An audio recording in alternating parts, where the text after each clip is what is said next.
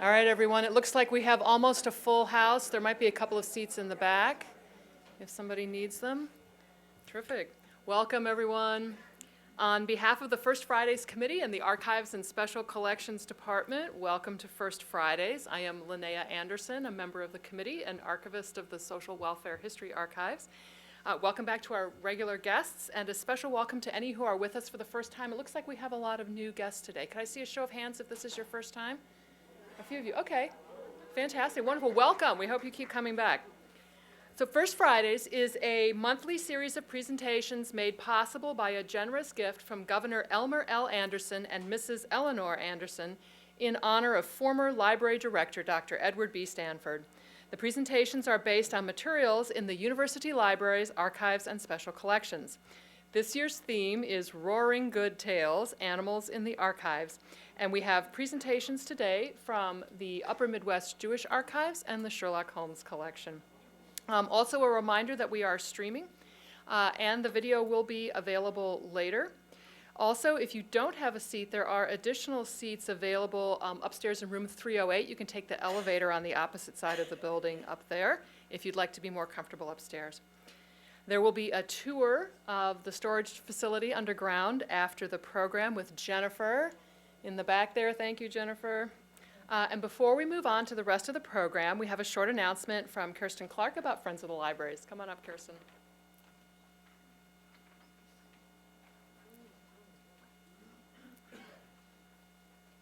Hi, everybody. Welcome on behalf of the Friends of the Library. We're really glad to have you here. So as part of the Friends, I'd just like to mention that many of the collections that are a part of our First Fridays also have their own separate Friends group as a way to support, not just having you all come here and listen and see what's available, but also to be a part of those groups. And I just wanted to throw those out for you. The Associates of the James Ford Bell Library, the Treader Collection, the Curlin Friends, the Friends of the Anderson Horticultural Library, the Friends of the Sherlock Holmes Collection, and we have our larger Friends of the Libraries group. And so if you're interested in information on how to be a part of those, there's some at the back table. I did just want to put one plug in. We do actually have a Friends of the Library event coming on Monday, which is the Secret Lives of Libraries. It's an evening of radio antics with Prairie Home Companion veterans Sue Scott, Tim Russell, and Richard Dorsky, and it's being produced especially for the libraries. So there's some information about that on our website as well. Thank you. Thanks, Kirsten. Okay, our first presentation today is Just a Dog by Kate Dietrick, archivist of the Upper Midwest Jewish Archives. In the 1920s, local Jewish businessman J.L. Sinykin became the first person in the United States to train guide dogs for the blind. Lux of La Salle, a German shepherd, was trained by Sinykin for Senator Thomas D. Schall. Learn more about Sinykin's pioneering work and how Lux and other guide dogs turned out to be more than just a dog.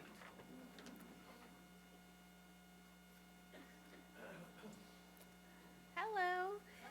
It's good to see so many people care about archives and or dogs. This is great.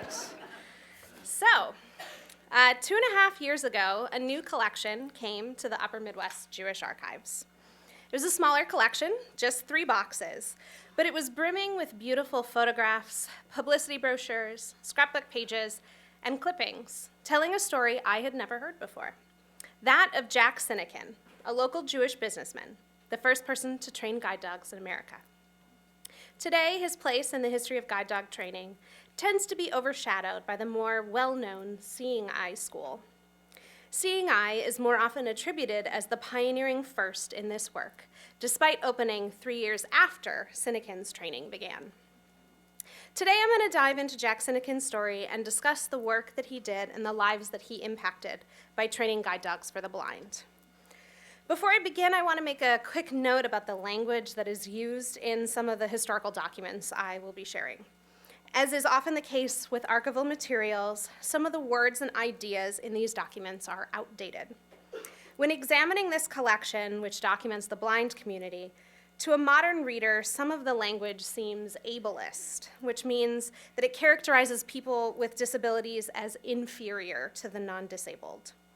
The language in these historical documents follow the common conceptions of disability at that time, which was that impediments and issues facing blind people were a, quote, problem caused by biological impairment, rather than as a result of society's unfair environments that rendered disablement.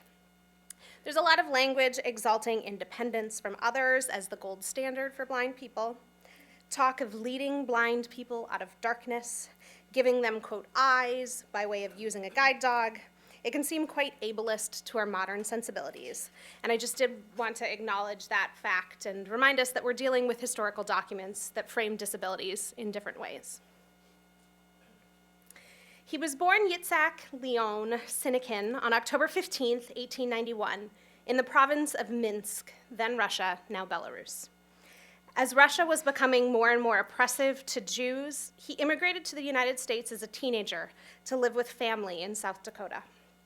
Once in America, he was known as John Leon, John L., JL, or just Jack. For simplicity's sake, I'm going to refer to him as Jack because I found an interview where he stated that he preferred the name Jack. Jack first began training animals at his family's cattle ranch in South Dakota. It was allegedly an accident on a horse that first planted the seed in his mind to train dogs. Like many apocryphal stories, the details kind of vary. It occurred either while Jack was visiting his father's ranch in Idaho or while he was in South Dakota. Regardless, he was alone on the prairie when his horse took a tumble and he was thrown off. The horse ran and left Jack only with his dog. It was getting dark, he was miles away from home, and Jack's leg was broken. He yelled to his dog to run and get him help. Hours later, the dog returned with people who were able to eventually get Jack to the hospital. This incident left Jack with a lifelong limp, but also with an admiration for dogs and their helpful, intelligent nature. He wondered how much more dogs could be trained to do. Jack eventually left the South Dakota homestead for the Twin Cities. In the 1920s, he married, had a family, and ventured into cosmetics and founded the Cinderella Cosmetics company. More on that later. But he also always remained interested in dogs. He eventually bought land near Wayzata, Minnesota, and according to one article, quote, subsequently developed this as a country home with suitable facilities for breeding and training horses and German Shepherd dogs. I just love this idea of Wayzata being a place for a country home. But it was back in the 1920s. Jack began breeding dogs, naming his endeavor La Salle Kennels. As he was working with the dogs, he began forming an idea about training them and was inspired by work coming out of Germany. While dogs as helpers may date back centuries, the modern guide dog movement began when the first training school was opened in Oldenburg, Germany in 1916. Many German soldiers had been blinded after World War I, and dogs, in particular German Shepherds, were seen as useful to serve as guides for the blind. It makes sense that this would interest Jack. He always had a way with dogs and was used to training animals. Most likely, he remembered back to when a dog saved his life. So he began to correspond with various people in Germany, eventually making the acquaintance of Lambert Kreimer, who was in charge of the German government school in Munich. With the help of the US Department of State, Jack convinced Kreimer to move to Minnesota to work with him. In 1926, Jack began training. Kreimer came to the US with 4 partially trained German Shepherds and, with Jack, completed their training at La Salle Kennels. In 1927, their first trained guide dog, Lux of La Salle, was presented to Senator Thomas D. Schall. It's unclear how Jack knew Senator Schall, how they initially met, or how the idea began to give Schall that first dog. Thomas D. Schall was a Minnesota politician and, at this point, a United States senator. He was not born blind. Initially trained as a lawyer, in 1907, while on recess during a court trial, he went to a cigar stand to light a cigar with an electric lighter. The lighter was connected to the wrong power source and exploded in his face. He returned to court somewhat dazed, but finished arguing the case. Within days, he had lost his sight. He eventually became a well-known politician, and 20 years later, in 1927, Jack presented Senator Schall with the trained German Shepherd guide dog, first of its kind in the United States. The first public mention of Senator Schall with Lux I could find was in the October 1927 in the Minneapolis Tribune. Schall visits Loop District with new dog, the headline reads. The dog, named Arter at that point, not yet Lux, was lauded as being helpful in navigating Schall through the streets. Quote, at present, Arter understands only German commands, and Senator Schall has been furnished with a list of words to use when addressing his dog.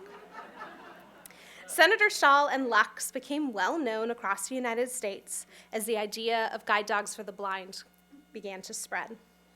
Over time, Schall and Lux would even change laws, first to allow guide dogs into the Senate building, and later Schall worked on a bill to allow guide dogs on public transportation.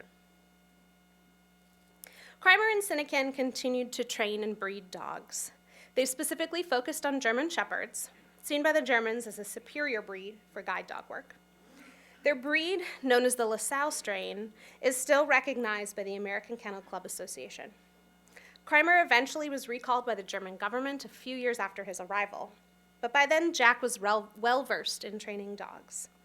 A second trained guide dog was presented in 1928 to Colonel F.R. Fitzpatrick, a U.S. Marshal in Salina, Kansas, who was a blinded World War I veteran.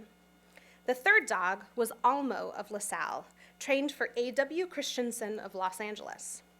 Almo would later become somewhat famous, as Christensen would go on to write a book about him and his guide dog, titled My Eyes Have a Cold Nose. Almo himself was a very good boy. In 1931, he received a medal when he saved his owner from a fire in Los Angeles.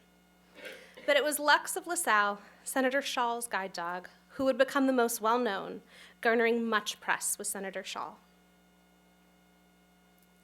A letter dated March 28, 1933, would bring that era to an end.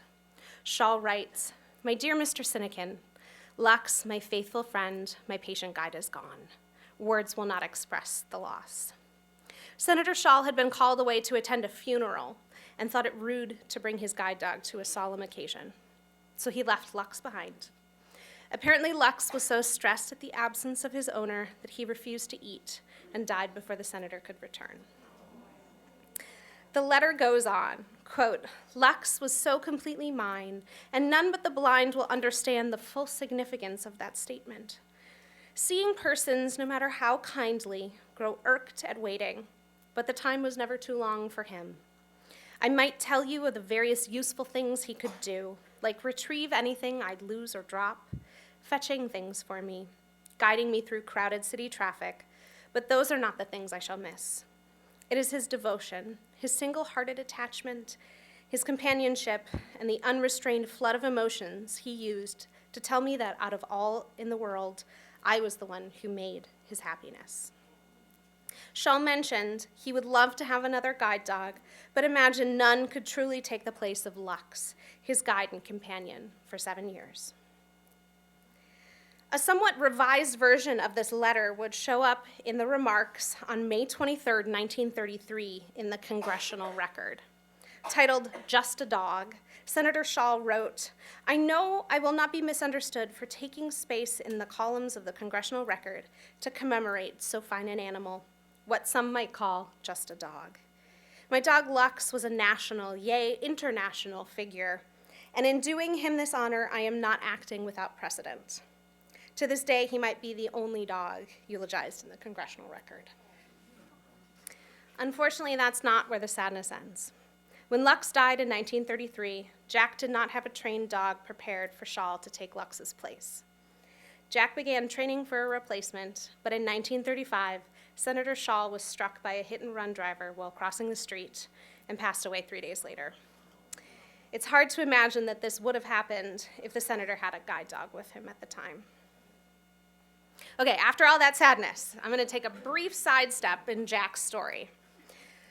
All the while he was training guide dogs during the early 1920s and 1930s, Jack had a successful business running Cinderella Cosmetics.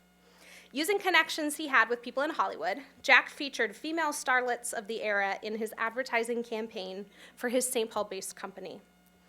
In the records that we have here in the archives, we have testimonial letters from stars like Myrna Loy talking about how she's happy to promote and give her name to Cinderella Cosmetics line. We have beautiful signed headshots from various actresses of the time that were used in publicity brochures. Also in the collection, we have cosmetic recipe cards detailing all the ingredients that went into the creation of the makeups. I'd love to find someone who knows something about cosmetics to somehow use the recipes, because I find it so fascinating. If the Wagenstein Library can work with Tattersall Distillery to create gin from historical recipes, I want to work with CoverGirl to create lipsticks. Unless some of these ingredients are like now considered toxic. I don't know. I would love to know more. In early October 1930, a new building was opened for Cinderella Cosmetics on University Avenue in St. Paul. The beautiful Art Deco building was stunning. Hollywood starlets came to the opening for publicity. Newspaper articles note that over 2,000 people were in attendance at the opening. Jack himself is in the publicity, listed as an artist. I had to wonder, how did this former cattle ranch horse trainer get into cosmetics? How did he envision himself as an artist? And how did his business work dovetail or conflict with his side job of training guide dogs? So in the collection we have here in the archives, we have these fantastic photographs of starlets. We've got correspondence and brochures touting the cosmetics line. What we don't have, however, is an ending to the story of Cinderella Cosmetics. In an article written in Pioneer Press in 1983 at the event of Jack's death, it noted that Jack, quote, had founded a cosmetics firm in the 1920s, but neglected it, and it folded during the Depression. A cursory search of the historical issues of the Star Tribune for Sinykin's name gives us an idea of what possibly happened. A March 1937 newspaper headline reads, 12 sentenced in liquor plot. J.L. Sinykin was charged for liquor conspiracy and sentenced to federal jail at Leavenworth. The final line in the article notes, quote, when Sinykin was sentenced, a woman in the courtroom screamed and fainted and had to be carried off. None of the story exists in the papers that we have, and it's tempting for me to go down that bunny trail to find what actually happened. But that's not present in the archives that we have, and it's clearly not the legacy that Jack left behind. Whatever transgressions he once made, his legacy was his work with guide dogs. Some of that early publicity for his work in the 1930s makes him out to be somewhat a martyr. Quote, he spent his own money without stint, without hope of reward other than the recompense of every altruist, the satisfaction of having helped a brother man. His dedication to this line of work remained long after the scandal of 1937. So back to the dogs. Gratuitous puppy photos. The guide dog school at La Salle Kennels only had one trainer, Jack Sinykin. He only trained German Shepherds, and he had bred himself. He focused on 8 important characteristics of a top guide dog: placid temperament, coordinated senses, good memory, extensive vocabulary, loyalty, responsibility, workmanlike habits, and gentlemanliness. Which, like, is he opening doors for people? Like, well, I don't know how he's a gentleman, but. When pups were born, they were carefully reared, fed, and observed. At around 2 years of age, training was begun in earnest. At first, Jack only used German commands. It's not clear at which point this stopped, but it must have come from the training of Kreimer and the German schools. The average dog was listed as having a vocabulary of approximately 30 words. The dogs went through rigorous training, as mentioned in the organization's publicity. Quote, he must be trained to consider his master and not himself. He must learn to recognize obstacles which he might pass under in complete safety, but which might hurt or maim his blind master, such as low awnings overhanging the sidewalk. He must learn to guide his master across busy intersections teeming with speeding traffic, must be taught to solve possible difficulties which the guide dog has never experienced. Training started out slow. In the early years of the late 1920s, early 1930s, Jack only trained 7 or 8 dogs a year. By the mid-1930s, Jack's work had received publicity and was underwritten by a number of Jewish organizations, making Jack able to train up to 40 dogs a year. In 1937, Jack was approached by Bishop Schall of the Catholic Archdiocese of Chicago. Through his Catholic youth organization, he wanted to help blind youth and had heard about Jack's work. Together, they formed Master's Eye Foundation as a nonprofit corporation under the laws of Illinois. The bishop paid for the cost of some 30 dogs a year to be trained by Jack at La Salle Kennels in Minnesota from 1937 through 1949. By 1949, this agreement was terminated because Bishop Schall wanted the entire operation moved to Chicago, and Jack wouldn't leave Minnesota. Master's Eye Foundation leadership was returned to Minnesota, and from then on, financial support came from an active board and various friends and supporters. Throughout all these years, the board of the foundation notably included Jews, Protestants, and Catholics of national prominence, and even listed Hollywood notables such as Don Amici and Frank Sinatra as board members. Again, Jack's Hollywood connections of years past proved valuable. What was most notable, in my opinion, about the work that Jack and the Master Eye Foundation did was that they supplied the training guide dogs free of cost. This service is rendered without cost or expense to the blind person. Master's Eye was not a business venture looking to make a profit. By the 1960s, a brochure notes that Sinykin was the designated director of training, but he received no salary. The only salaried individual on the Master's Eye payroll was a half-time stenographer.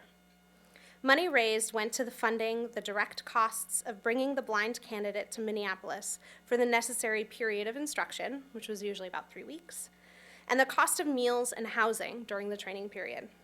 In total, at the time, it cost an average of $1,700 to breed, raise, and train a purebred German Shepherd dog to become a suitable guide dog for a blind companion. Further notable, the dogs were furnished to candidates without regard to race or religion or age.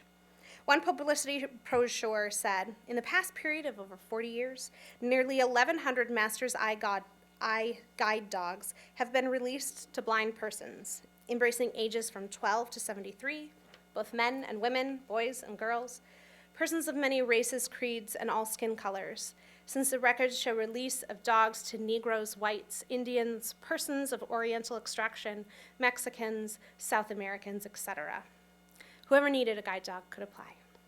Another pamphlet noted, quote, some felt that young boys and girls, for example, as well as men and women past middle age, would not respond well, and that the dogs themselves would not work competently with either inexperienced youth or with older people with fixed habits.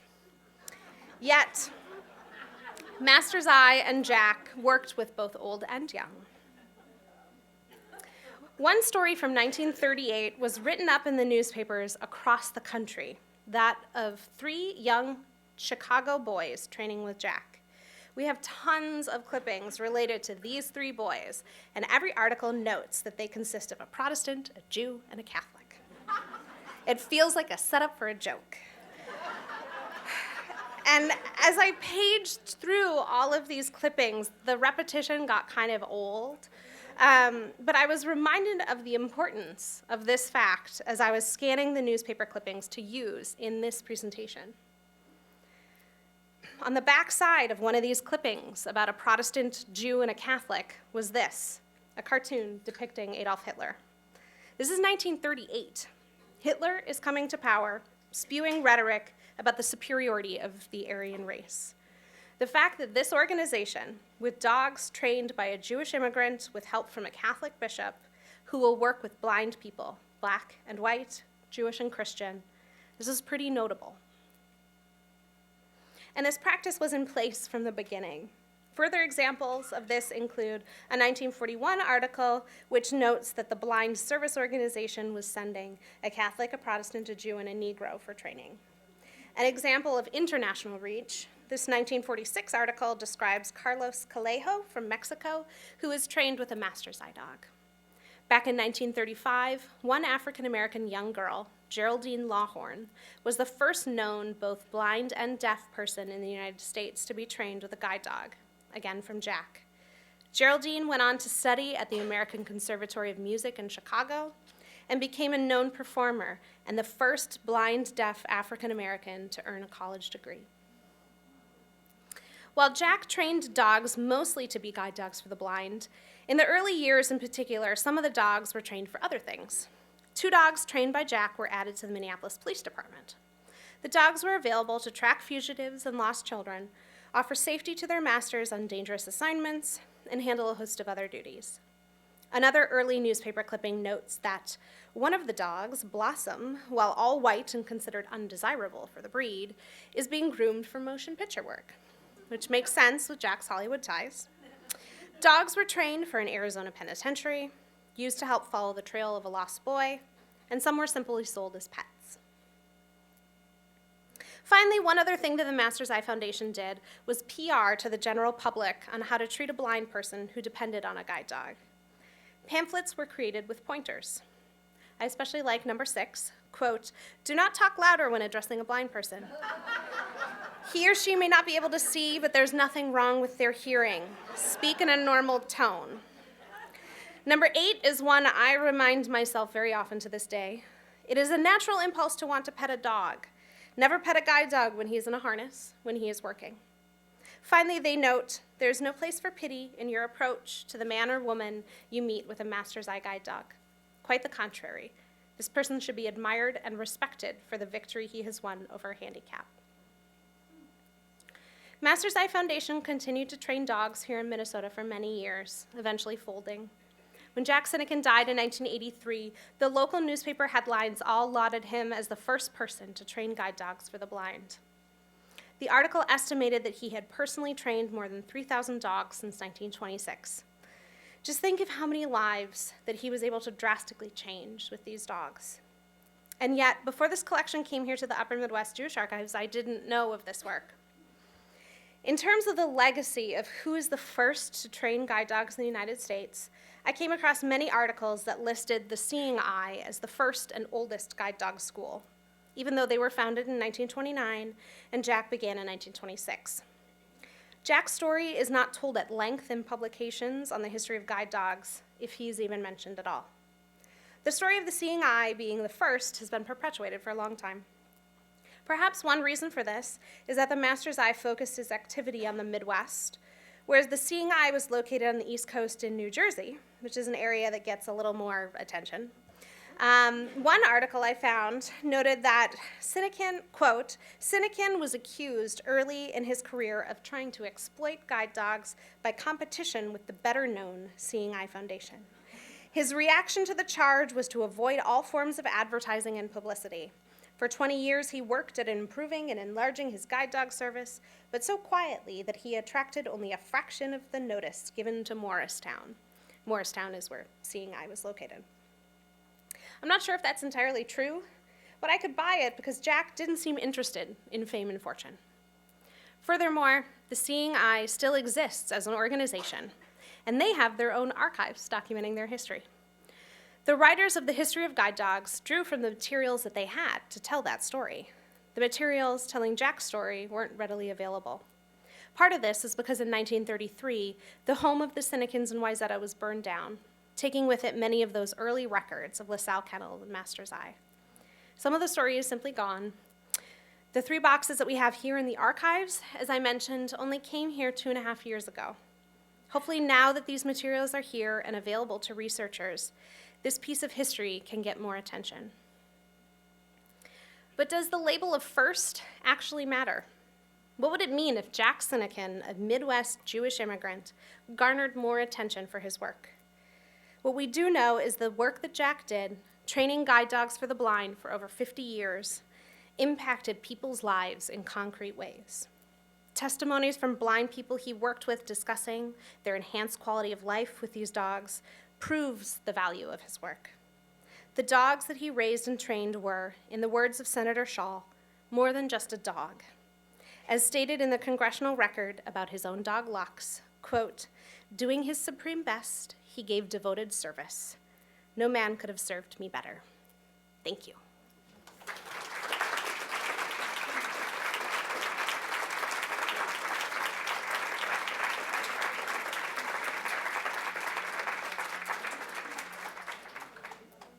Thanks, Kate. Our second presentation is The Hound Underground, presented by Tim Johnson, Curator of Special Collections and Rare Books and the Sherlock Holmes Collection. any number of animals appear in the adventures of Sherlock Holmes, some friendly, others helpful, and yet still others diabolical. Come hear a strange tale or two about how these beasties find their way into the Sherlock Holmes stories and onto the shelves in our vaults underground.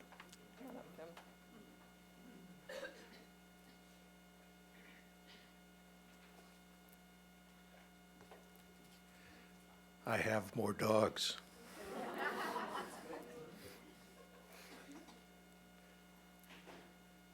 But first, a confession. I've used this title before.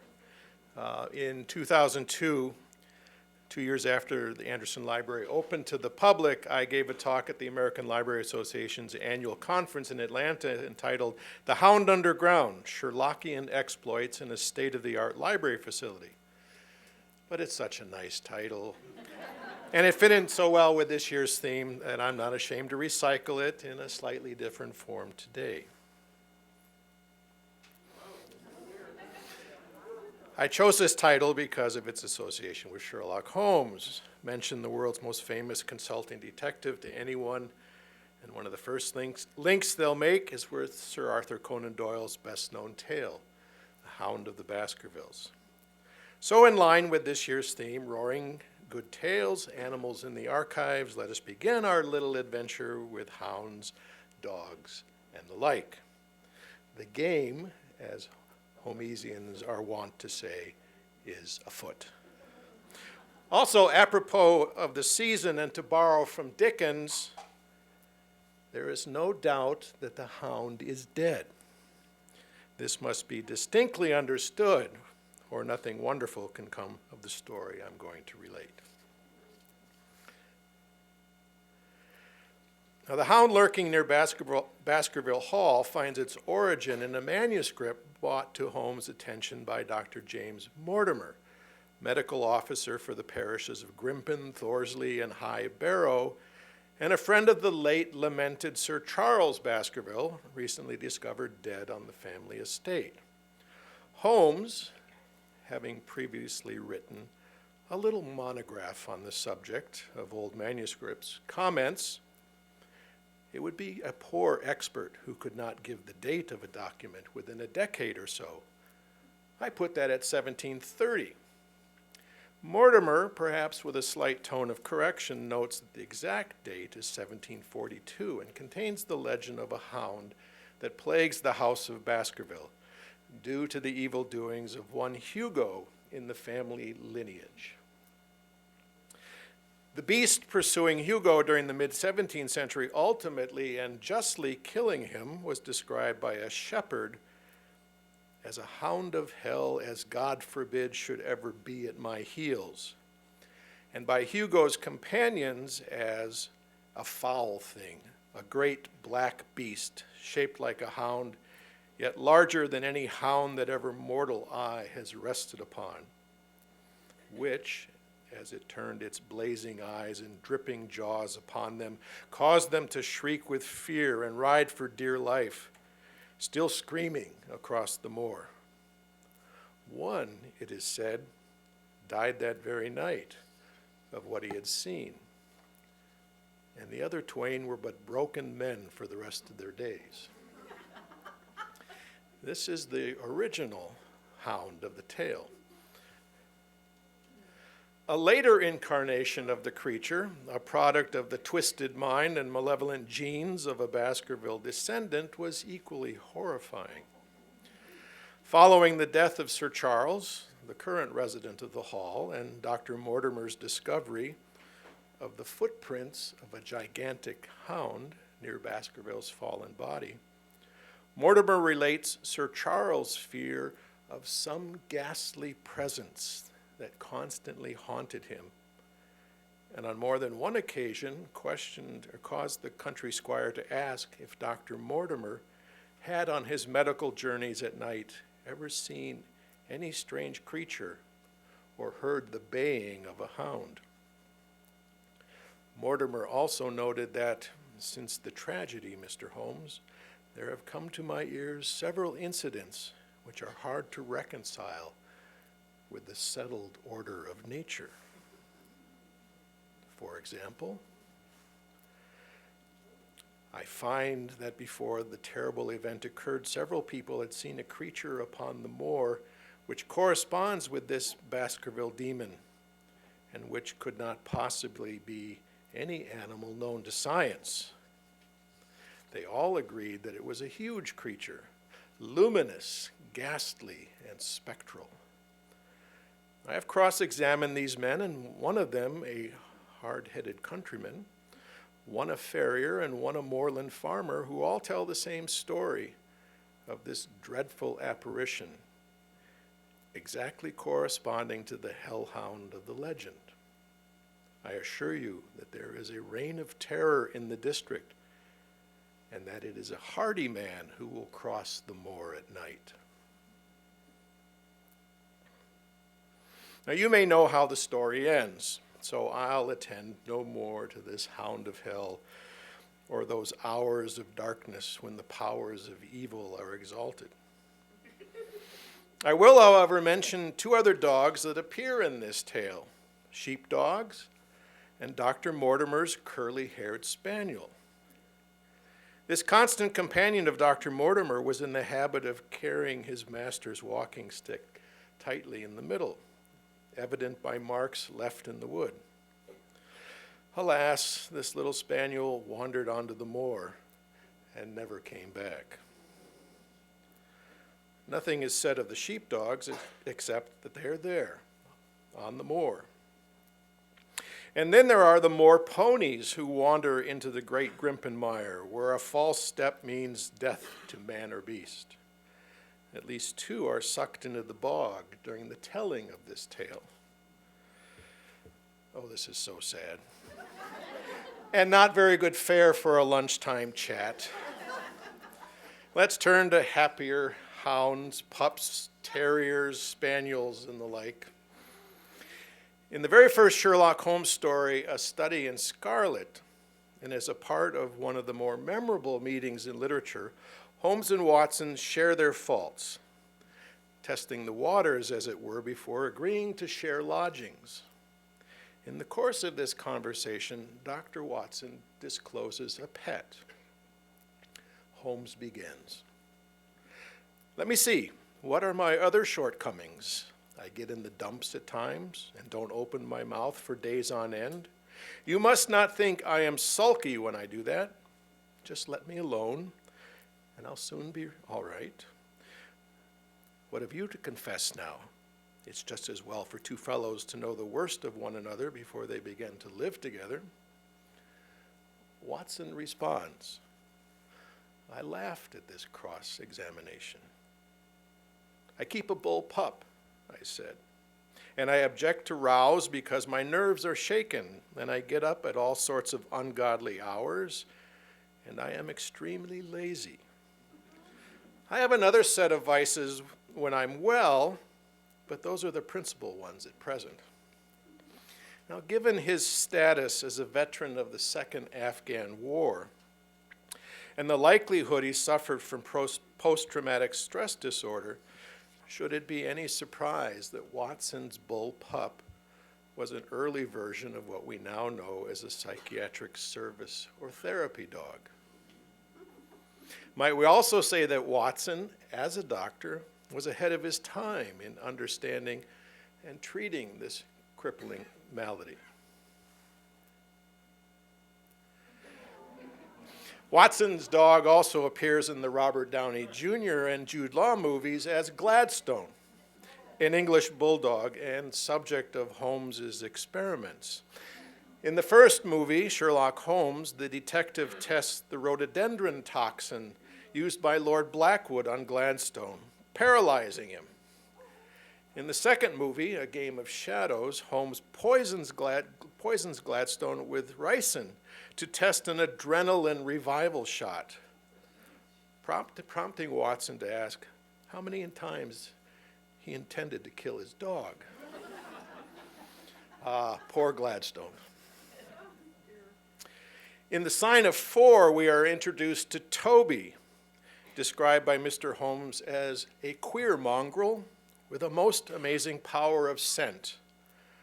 I would rather have Toby's help than that of the whole detective force of London. Watson later portrayed Toby in less sympathetic terms, a dog who proved to be an ugly, long-haired, lop-eared creature, half spaniel and half lurcher, brown and white in color, with a very clumsy, waddling gait. Still, old Toby helped Holmes in his quest. He pushed the creosote handkerchief under the dog's nose while the creature stood with its fluffy legs separated and with a most comical cock to its head, like a connoisseur sniffing the bouquet of a most famous vintage. Holmes then threw the handkerchief to a distance, fastened a stout cord to the mongrel's collar, and led him to the foot of the water barrel. The creature instantly broke into a succession of high, tremulous yelps, and with his nose on the ground and his tail in the air, pattered off upon the trail at a pace which strained the leash and kept us at the top of our speed. Carlo, a spaniel, was less fortunate than Toby, being a villainous test case for a poison's effectiveness in the adventure of the Sussex vampire. But he lived to enjoy other days, even as a shiver of a scent passed through his drooping tail. The dog's mournful eyes passed from one of us to the other. He knew that we were discussing his case.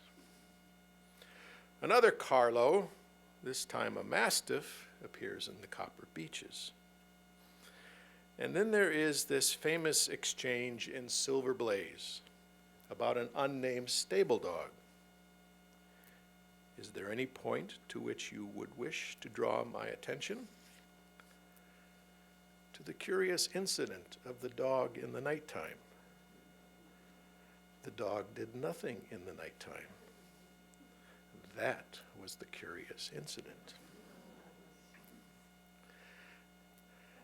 Later, Holmes is more explicit about this chain in the mystery.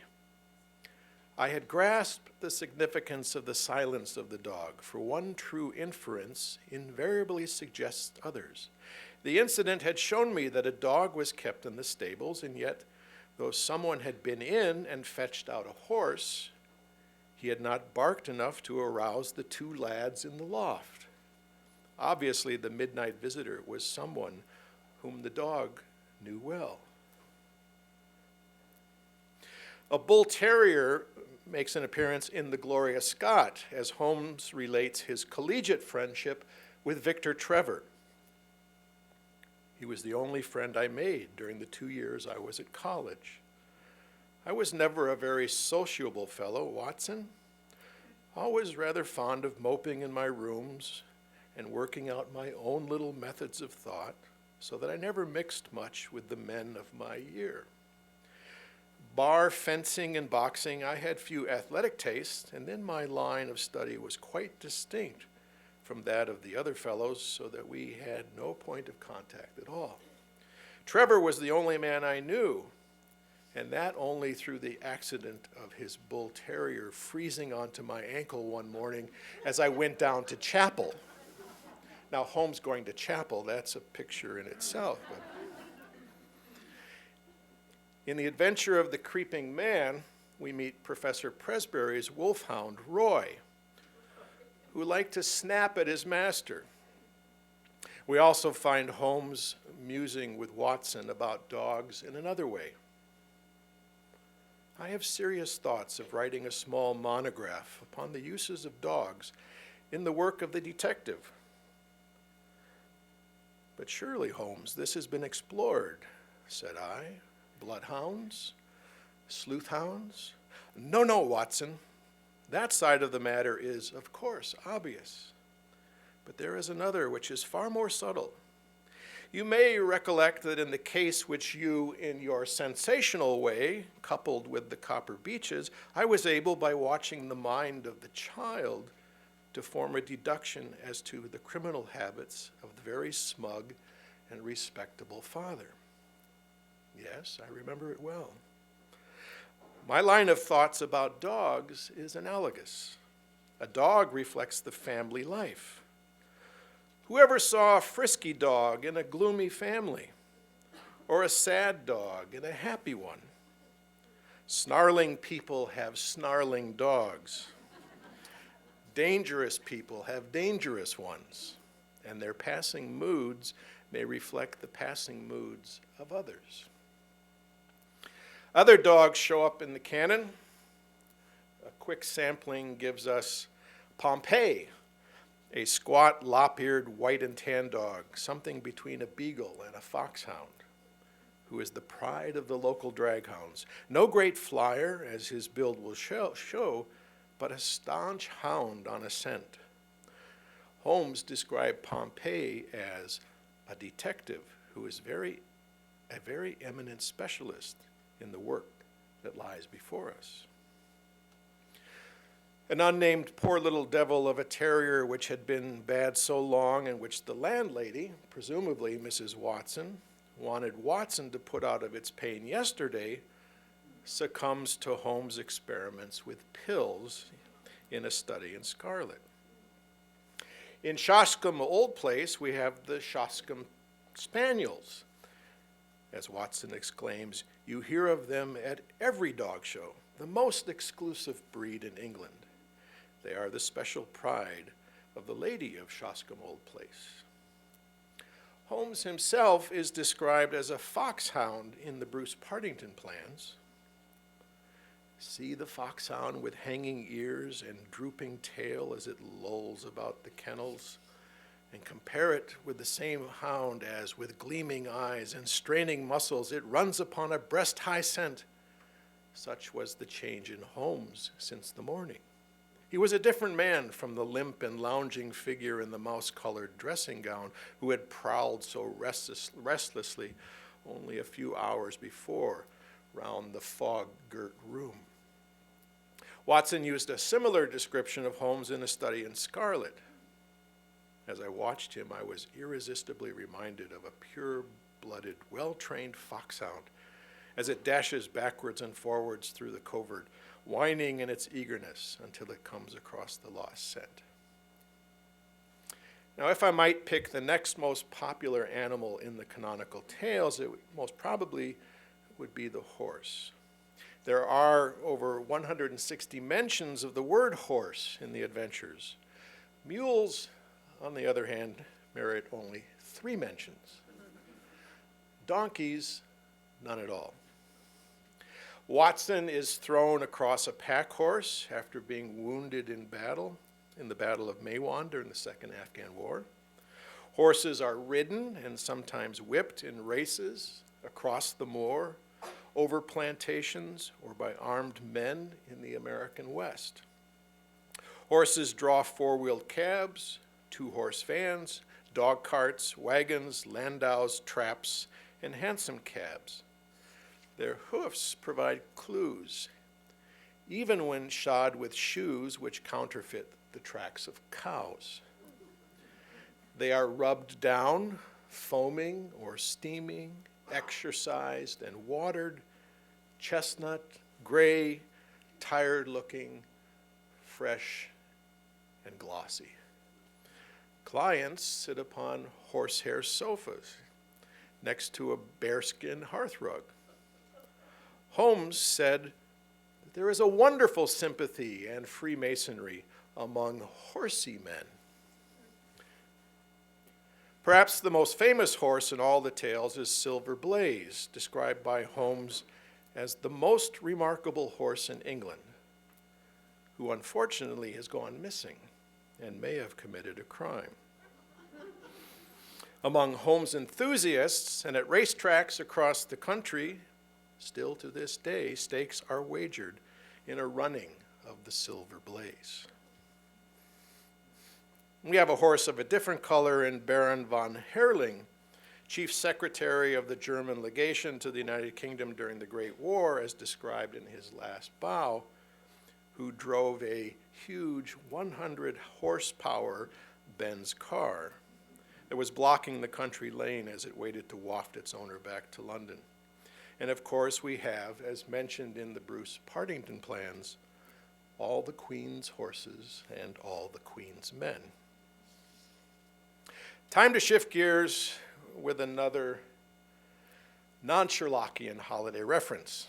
In Dylan Thomas's A Child's Christmas in Wales, there are the useful presents. Dogs and horses, they're the Sherlockian equivalent to the useful presents. Like books that told me everything about the wasp, except why. It's time to go on to the useless presents. That is, all or many of the other beasties mentioned in Holmes or Watson's chronicles. There are so many, and time runs short, so allow me to give you a brief and hurried list. And if these are the useless presents, then there are some that are more useless or more bizarre than others. First, the more ordinary, less bizarre, some in edible form. The birds and bees, as it were. A canary, or at least the cage for one, the bird seems to have flown or been devoured. And someone known as Wilson, the notorious canary trainer, whose arrest removed a plague spot from the East End of London. A brace of grouse, served with oysters, with something a little choice in white wines. As an aside, Holmes, fearing delirium, wonders, shall the world then be overrun by oysters? Or a cold partridge on the sideboard and a bottle of Montrachet. Perhaps you're more interested in a couple of brace of cold woodcock, a pheasant, a pâté de foie gras, a pie with a group of ancient and cobwebby bottles. Or Mrs. Hudson's curried chicken, much better than the drugged curried mutton offered up in silver blaze, all served in view of a morning cloud which floats like a pink feather from some gigantic flamingo, while Holmes lives the life of a hermit among his bees and his books in a small farm upon the South Downs, crafting his magnum opus, a practical handbook of bee culture with some observations upon the segregation of the queen. Moving farther afield, but still at home, we find Baron Gruner, described as a tidy cat of a man in many of his ways, who is confronted by that hellcat, Katie Winter. Or Mrs. Hudson, now in her later years, a dear old ruddy-faced woman in a country cap, bending over her knitting and stopping occasionally to stroke a large black cat upon a stool beside her. Or the sound which a mouse makes when it's gnawing a plank. Or Holmes' mouse-colored dressing gown. Beyond our door, we might find Lepidoptera, that is, order of insects that includes butterflies and moths, who make their appearance on the moor near Baskerville Hall. Or a venomous snake described in the Adventure of the Speckled Band as a swamp adder, the deadliest snake in India. Alas, no such snake exists, according to the herpetologist, especially a snake that supposedly enjoys being locked in an airtight safe, drink milks from a saucer, and responds to the call of a whistle. A cheetah and a baboon, each kept by Dr. Grimsby Roylott, last of the Roylotts of Stoke Moran in Surrey, and allowed to wander freely over his grounds, and who are feared by the villagers as much as their master. When angered, Dr. Roylott is taken to seizing fireplace pokers and bending them into a curve with his huge brown hands. Delightful company. Then there is Teddy the mongoose, described by his owner Henry Wood as amazing quick on cobras. Interestingly, Mr. Wood keeps a cobra without fangs. Teddy catches it every night to please the folk in the canteen. There are other mentions of pigs, rabbits, rats, spiders, and snakes, and a red leech somehow intertwined in the terrible death of Crosby the banker. Fish, both fresh, for example, trout, and deep sea, including pilot fish and sharks, lions and tigers and their cubs, and bears, oh my, bighorns, jackals, slow worms and glowworms, and a remarkable worm said to be unknown to science. There are monkeys and monkey serum, stormy petrels, a trained cormorant, venomous jellyfish, vampires, something known as the Black Formosa corruption, and a giant rat of Sumatra in a story for which the world is not yet prepared.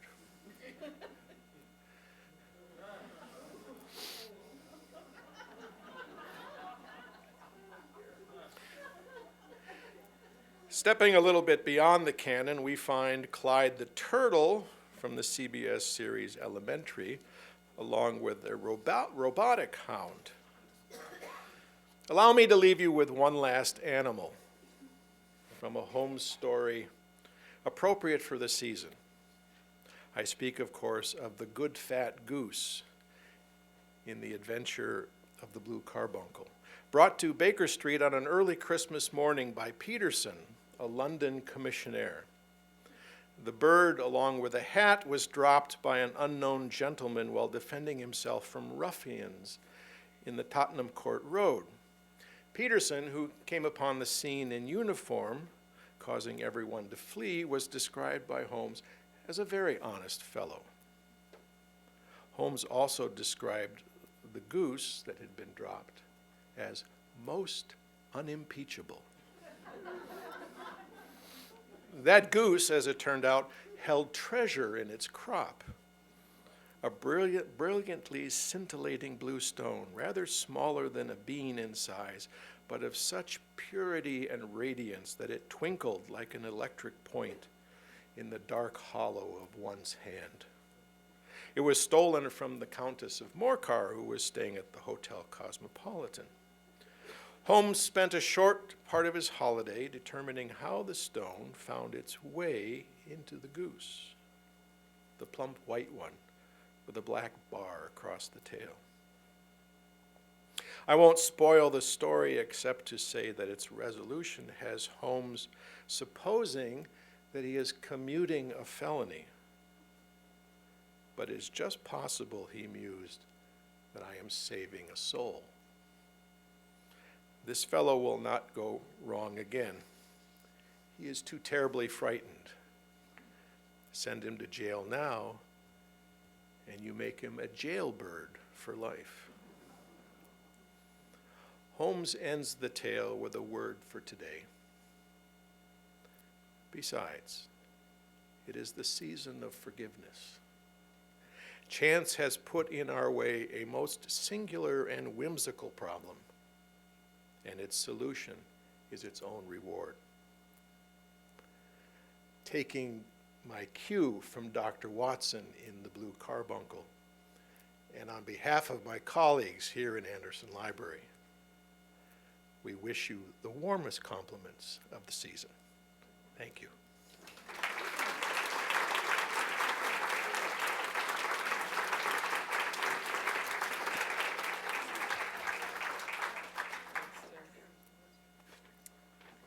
Thank you, Tim. All right, just a reminder that you have an opportunity to take a tour with Jennifer, who's in the back of the room. I also invite you to see the 3 exhibits that are in the building right now. Across in the main gallery, we have a Woman's Place, Women and Work. Down in the Wallen Center Gallery and the ground floor level, Rapunzel, Peanuts, and Thousand-Year Eggs, which is about food in the pre-modern era. And upstairs in the balcony gallery, Unity Without Uniformity, the International Institute of Minnesota focused exhibit. And please join us again, not next month, but in February, on February 7th, 2020, for presentation Fantastic Beasts in the James Ford Bell Library. And Animals, Vegetables, or Minerals on March 6th. High-Tech Organisms from the Charles Babbage Institute Archive. So we have a good continuation of the season lined up for you in 2020, and we hope to see you then. Thank you very much.